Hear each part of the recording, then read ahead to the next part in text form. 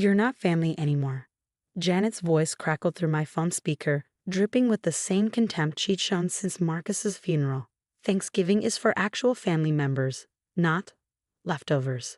I gripped my coffee mug tighter, watching my 8-year-old Emma arrange her father's photos on our living room wall. 6 months after losing Marcus to a sudden heart attack, and his sister was already erasing us from the family. The kids were looking forward to seeing their cousins, I said quietly, trying to keep my voice steady. They miss their father, Janet. They need their family right now.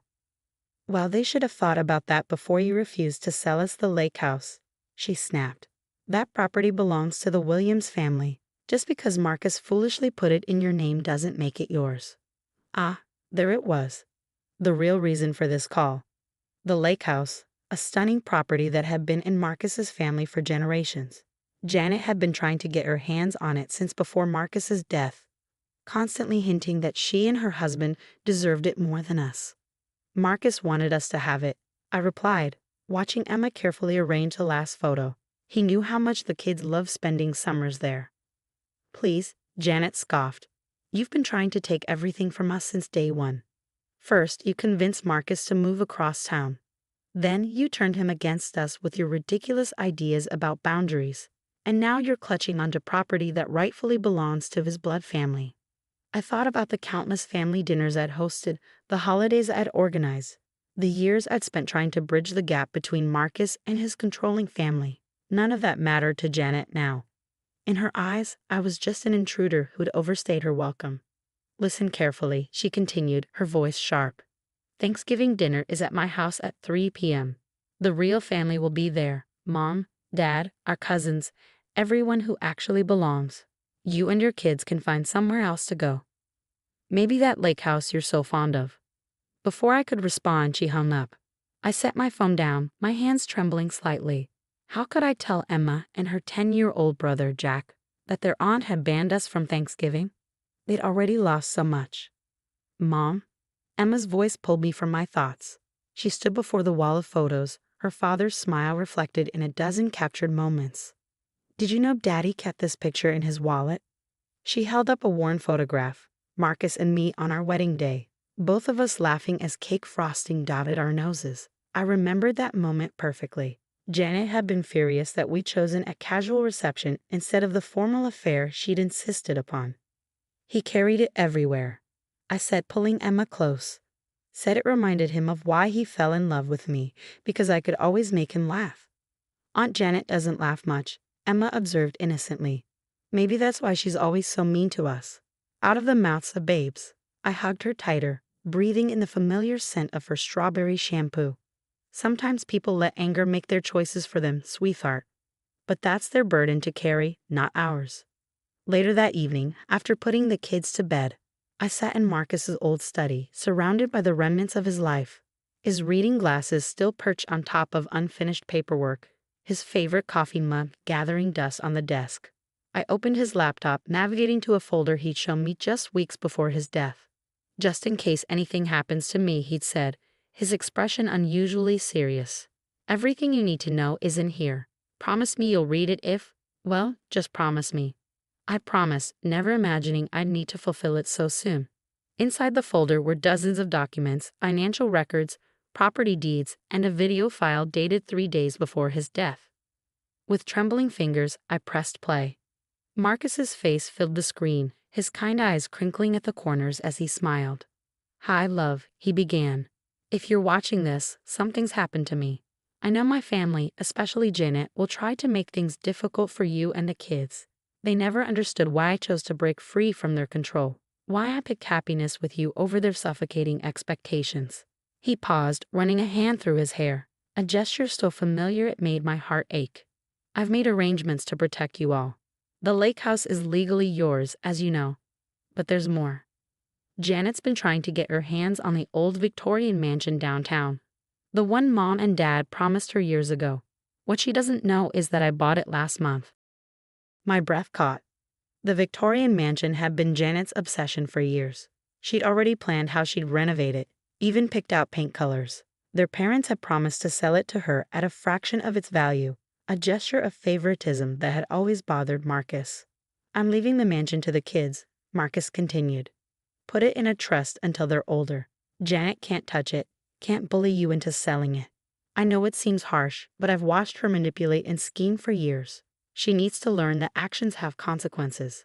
A knock at my door startled me out of my thoughts. It was Jack, his eyes puffy from crying. Mom, I had a bad dream. About Dad. I closed the laptop and opened my arms. He crawled into my lap, though he was getting almost too big for it. I miss him, he whispered. And now Aunt Janet won't let us come for Thanksgiving. Hey, I said, kissing the top of his head. How about we make our own Thanksgiving? Just us at the lake house. We can invite your friends from school, maybe some of the neighbors. Build new traditions. He looked up at me, a small smile breaking through his tears. Can we have pizza instead of turkey? Absolutely. Your dad would have loved that idea. I held him close, thinking about Marcus's video, about Janet's cruelty, about the revelations waiting in the well that would be read next week. Sometimes the best revenge isn't about getting even. It's about rising above, about building something better from the ashes of what's been lost. Janet might have banned us from her Thanksgiving, but she couldn't ban us from being happy, from honoring Marcus's memory in our own way. And soon enough, she'd learn that her actions had consequences she never saw coming. The week leading up to Thanksgiving brought an unexpected snowfall, and even more unexpected drama. Word of Janet's decision to exclude us from the family gathering had spread, causing a rift among the extended family. My phone buzzed constantly with messages from cousins and aunts, some expressing outrage, others carefully diplomatic. You can't just cut them out, Janet, I overheard Marcus's mother say during a heated phone call with her daughter. They're still family? No, Mom, Janet's voice carried through the speaker. She's not family anymore. She's just the woman Marcus was stupid enough to marry. And those kids, they barely even look like him.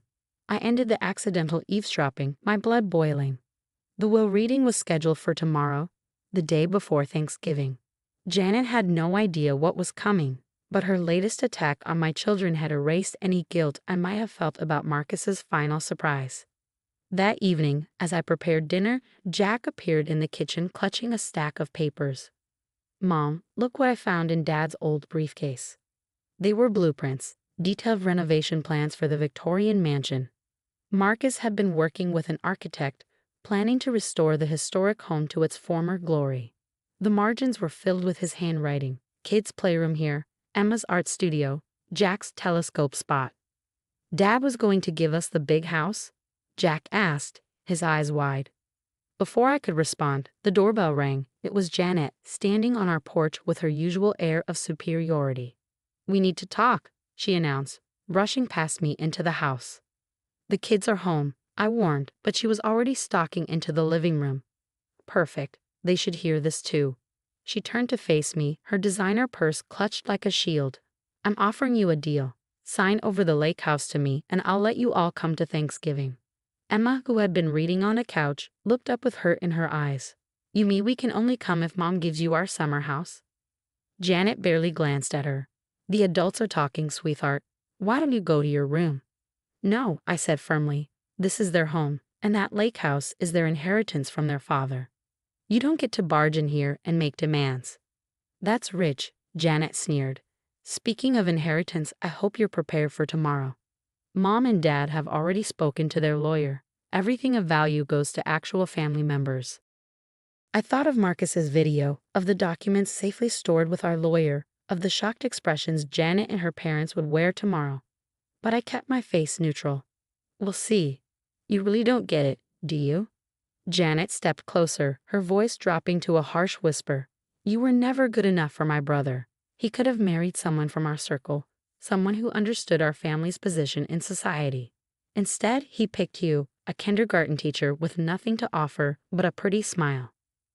Jack appeared in the doorway, his father's blueprints still in his hands.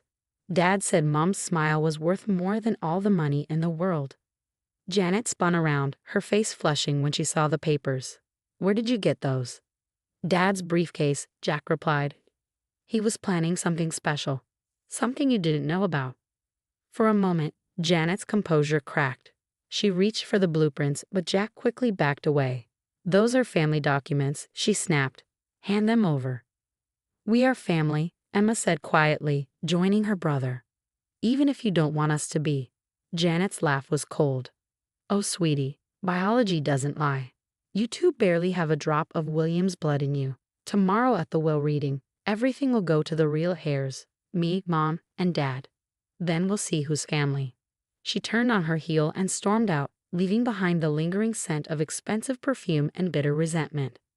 That night, I held my children close as we looked through old photo albums. Your father loved you more than anything in this world, I told them. No one can take that away, not even Aunt Janet. But what if she's right? Emma whispered. What if we don't get anything tomorrow? I kissed her forehead, thinking of Marcus's video, of his careful planning, of the justice waiting to be served. Your dad took care of us, sweetheart. He always did. The next morning dawned cold and clear. I dressed carefully in the navy blue suit Marcus had given me for our last anniversary, helped Emma pick out her favorite dress, and made sure Jack's tie was straight. We were early to the lawyer's office, taking seats directly across from where Janet and her parents would sit. They arrived in a group, Janet leading the way like a general into battle. Her parents followed, their faces set in matching expressions of disdain. Several cousins and aunts filed in after them, the room quickly filling with whispered conversations and sidelong glances. Mr. Peterson, Marcus's longtime lawyer and friend, cleared his throat. Thank you all for coming. Before we begin the formal reading of Marcus Williams's last will and testament, he left a video message to be played for the family. Janet's head snapped up. A video? We weren't informed of any video. Marcus was very specific about his wishes, Mr. Peterson replied, pressing play on a large screen mounted on the wall. The room fell silent as Marcus appeared, looking directly into the camera with the quiet confidence I'd always loved about him. Hi, everyone, he began. If you're watching this, then I'm gone. And knowing my family, especially you, Janet, the knives are probably already out. Janet shifted uncomfortably in her seat as Marcus continued. I've watched for years as our family's obsession with status and appearances poisoned everything it touched. I chose a different path. I chose love over prestige, happiness over social climbing. I chose Sarah and our children, and it was the best decision I ever made. Tears slid down my cheeks as his image smiled that familiar, gentle smile. So here's what's going to happen. The lake house, as already documented, belongs to Sarah and the kids. But there's more. Janet, you've had your eye on the Victorian mansion for years. Mom, Dad, you promised it to her, even though you knew how much that hurt me. The room was so quiet you could hear a pin drop. Marcus's parents had gone pale, and Janet was gripping her armrest so tightly her knuckles were white. I bought the mansion last month, Marcus revealed, and I'm leaving it to my children to be held in trust until they're 21. Not because they deserve it more than you, Janet, but because they'll appreciate it for what it is, a home, not a status symbol. As Marcus detailed the rest of his wishes, I watched Janet's perfect facade crumble. Everything she'd assumed would be hers, the mansion, the family art collection, even their grandmother's prized jewelry, was going to the people she tried so hard to push away. The video ended, but Marcus's presence lingered in the stunned silence that followed. Tomorrow would be Thanksgiving, and for the first time since losing him, I felt truly grateful. Not for the inheritance, but for the man who loved us enough to protect us even after he was gone. Mr. Peterson picked up the formal documents, but I barely heard him begin the official reading. I was too busy holding my children, watching Janet's world shift on its axis and feeling Marcus's love wrap around us like a warm embrace. You can't do this. Janet's voice echoed through the lawyer's office as Mr. Peterson finished reading the will. This is completely unfair. That mansion was promised to me. Her outburst shattered the stunned silence that had fallen over the room. Marcus's parents sat motionless, their faces ashen as the full impact of their son's decisions sank in. The will is legally binding, Mr. Peterson stated calmly. Marcus was very thorough in his documentation and reasoning. I gathered my children close as Janet spun to face us, her perfectly manicured finger pointing accusingly. You knew about this. You all knew and let me make a fool of myself. Like when you banned us from Thanksgiving? Jack asked innocently. Or when you said we weren't real family? Janet's face flushed dark red. She opened her mouth to respond, but her father finally spoke up. Enough, Janet. Your brother made his choices. We all have to live with them. As we left the lawyer's office, snow had started falling again, dusting the world in white. Emma squeezed my hand. Mom, can we still have pizza for Thanksgiving tomorrow? Absolutely, sweetheart. I smiled, thinking how much Marcus would have loved this moment. In fact, let's make it a tradition. That evening, unexpected visitors arrived at our door. Marcus's parents stood awkwardly on our porch, looking smaller somehow, more human than I'd ever seen them. We've been foolish, his mother said softly. Marcus tried to tell us for years, but we wouldn't listen. Would it be possible to join your Thanksgiving tomorrow? I looked at my children, letting them make the choice. They nodded eagerly. We're having pizza instead of turkey, Jack announced. Dad would have liked that. For the first time in years, I saw genuine warmth in my mother-in-law's smile. Yes, he would have. Thanksgiving Day dawned bright and clear, our house filled with the sound of laughter as Jack and Emma showed their grandparents their father's photo wall. The doorbell kept ringing as cousins, aunts, and uncles arrived, family members Janet had tried to control over the years. We got your text about the pizza Thanksgiving. Marcus's cousin Mike grinned, holding up extra boxes. Count us in. Janet didn't show up, but somehow her absence made the gathering feel more genuine, more true to Marcus's memory. As everyone settled in with paper plates and pizza slices, his mother stood up, tears glistening in her eyes. I'd like to propose a toast, she said, to Marcus, who taught us that real family isn't about properties or prestige. It's about love, acceptance, and yes, even pizza on Thanksgiving.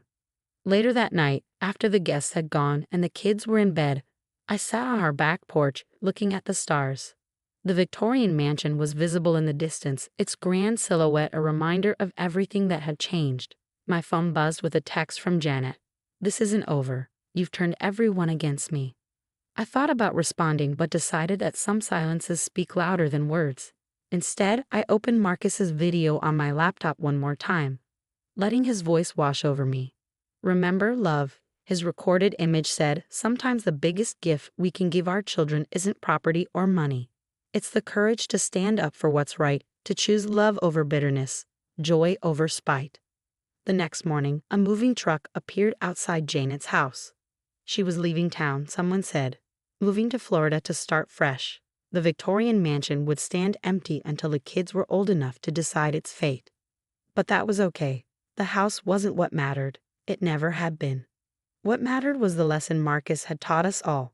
That family isn't defined by blood or inheritance, but by the choices we make and the love we share. As I watched Emma and Jack playing in the snow with their cousins that weekend, I realized Marcus had given us something far more valuable than property. He'd given us the chance to rebuild his family the right way, based on love instead of obligation, joy instead of status. And somewhere, I knew he was watching, probably smiling that gentle smile of his, maybe even laughing at the thought of pizza becoming our new Thanksgiving tradition. Some people say revenge is best served cold. But sometimes, the best revenge is simply living well, surrounded by love, making new memories that heal old wounds.